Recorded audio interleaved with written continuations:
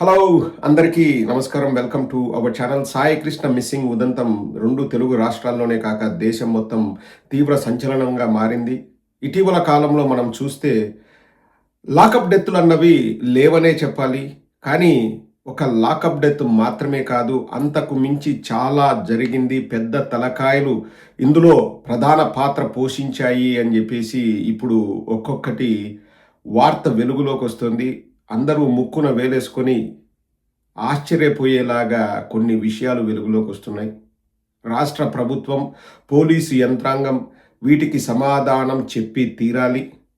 ఇవన్నీ కూడా వారి కనుసన్నల్లోనే జరిగాయా అంటే ఇప్పుడు అంబటి రాంబాబు గారు చెబుతున్న మాటలు అవి నిజమేనేమో అనేలాగా ప్రతి ఒక్కరూ ఆలోచించే విధంగా చేస్తుంది.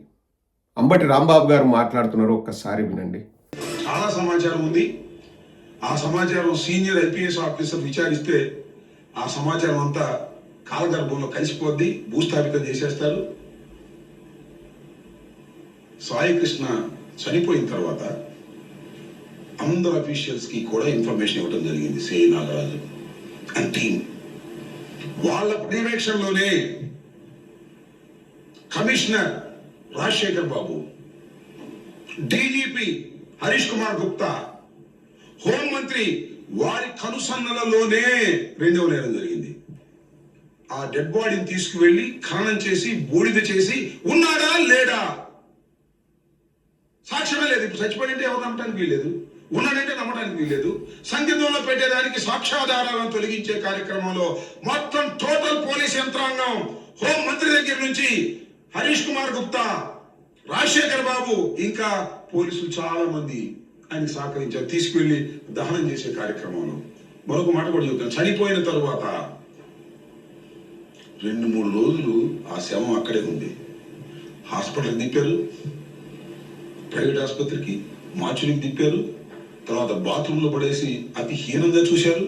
ఏం చేయాలో అర్థం కాక అందరూ గూడిపుటాడి అయ్యి మొత్తం పోలీస్ యంత్రాంగం అంతా హరీష్ కుమార్ గుప్తా దగ్గర నుంచి హోంమంత్రి దాకా అందరూ కుమ్మక్కైపోయి దీన్ని ఏం చేయాలని చివరికి దహనం చేయాలని నిర్ణయించుకున్న తర్వాత చేశారు. అసలు ఇటువంటి వార్తలు వింటే ఒళ్ళు జలధరిస్తుందండి. తీవ్ర విస్మయం కలిగిస్తుంది ఈ వార్త. చనిపోయిన తర్వాత సాయికృష్ణ చనిపోయాడని పోలీసులు ఉన్నతాధికారులకి నివేదించారంట, వాళ్లకు ఇన్ఫర్మేషన్ ఇచ్చారంట. 2 పోలీస్ ఆఫీసర్లు హరీష్ కుమార్ గుప్తా గారు అలాగే రాజశేఖర్ బాబు గారులకి ఈ విషయం ముందే తెలుసు. చనిపోయిన తర్వాత వాళ్ళకి ఇన్ఫామ్ చేశారు, వాళ్ళు హోంమంత్రికి ఇన్ఫామ్ చేశారు. అందరూ కూడా ఏం చేయాలని చెప్పేసి ఆలోచన చేసి 2 రోజులు ఆ బాడీ అలాగే బాత్రూంలో పడి ఉన్నది. తర్వాత తీసుకెళ్ళి జిల్లా దాటించి దహనం చేశారని చెప్పేసి అంబటి రాంబాబు గారు చెప్తున్నారు. చాలా అంటే ఆలోచిస్తేనే భయమేస్తుందండి. ఇవన్నీ తెలిసే జరిగాయా అంటే చనిపోకముందు తెలుసో లేదో ఆ విషయం రాంబాబు గారు చెప్పలేదు. కానీ సాయి కృష్ణ చనిపోయిన తర్వాత వీళ్ళందరికీ తెలుసు అని అంబటి రాంబాబు గారు చెప్తున్నారు. సాయి కృష్ణ గారి తల్లిగారు హెబియస్ కార్పస్ పిటిషన్ వేసిన తర్వాత 29 లోపల సాయి కృష్ణను ప్రవేశపెట్టాలి కోర్టు ముందర అంటే పోలీసులు ఆ రోజు ఎందుకు మౌనంగా ఉన్నారన్నది ఇప్పుడు పెద్ద ప్రశ్న. వారికి ముందే తెలిస్తే ఇలా చనిపోయాడు అని తెలిస్తే మరి ఆ విషయాన్ని కోర్టుకు ఎందుకు చెప్పలేదు? కోర్టుకు కూడా అబద్ధం చెప్పినట్లే కదండి. కోర్టుకు అబద్ధం చెప్పినట్లే కదా. ఇప్పుడు లేడు అని నిర్ధారణ చేయలేము అంటే మరి ఉన్నాడు అని ఎలా నిర్ధారణ చేస్తారు? ఉన్నాడు అని నిర్ధారణ చేయాలంటే పోలీసులు కోర్టు ముందర హాజరుపరచాలి. 29 లోపల హాజరుపరచగలరా? నిన్నటి నుంచి మనం చూస్తున్నామండి, హోంమంత్రి గారిని విలేకరులు ఈ ప్రశ్న అడిగినప్పుడు విచారణ జరుగుతుంది, ఏదో ఇంకా తూతు మంత్రంగా విచారణ జరుగుతుంది, అన్ని నిజాలు తేలుతాయి, అది ఇదని మాట్లాడారు. అంటే దానిపైన సీరియస్నెస్ లేదు. మేకప్ మీద ఆమెకు చాలా సీరియస్నెస్ అంట. వి స్టాండ్ విత్ అనిత అని చెప్పేసి మేకప్ గురించి విపరీతంగా మాట్లాడారు.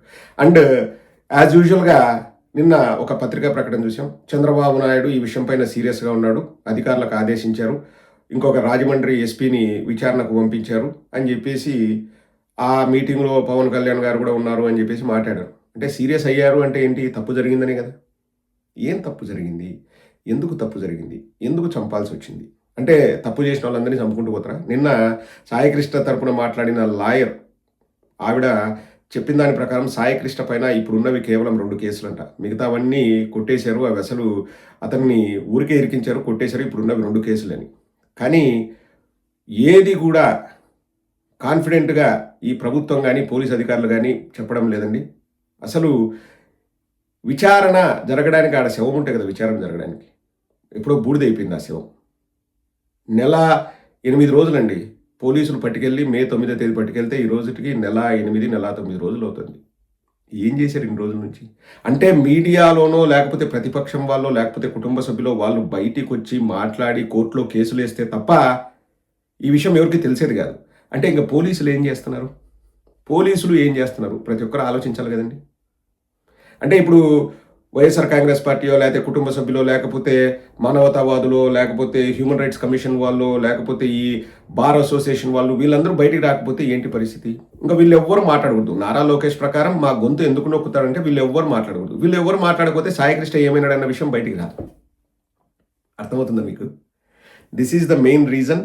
అందరి నోరు నొక్కాలి, మాట్లాడకుండా చేయాలి, వీడియోలు వెళ్లకుండా ఆపేయాలి, గొంతు నొక్కాలి, సోషల్ మీడియా గొంతు నొక్కాలి అని నారా లోకేష్ ఆలోచనకి అద్దం పడుతుంది ఈ ఉదంతం. మనం ఎవరు మాట్లాడలేదనుకోండి, ఈ ప్రపంచానికి ఎట్ట తెలుస్తుంది ఆ విషయం? అంటే మా ఇష్టం వచ్చిన వాళ్ళు మేము చంపుకుంటూ పోతాం. ఒకసారి ఆలోచన చేయండి.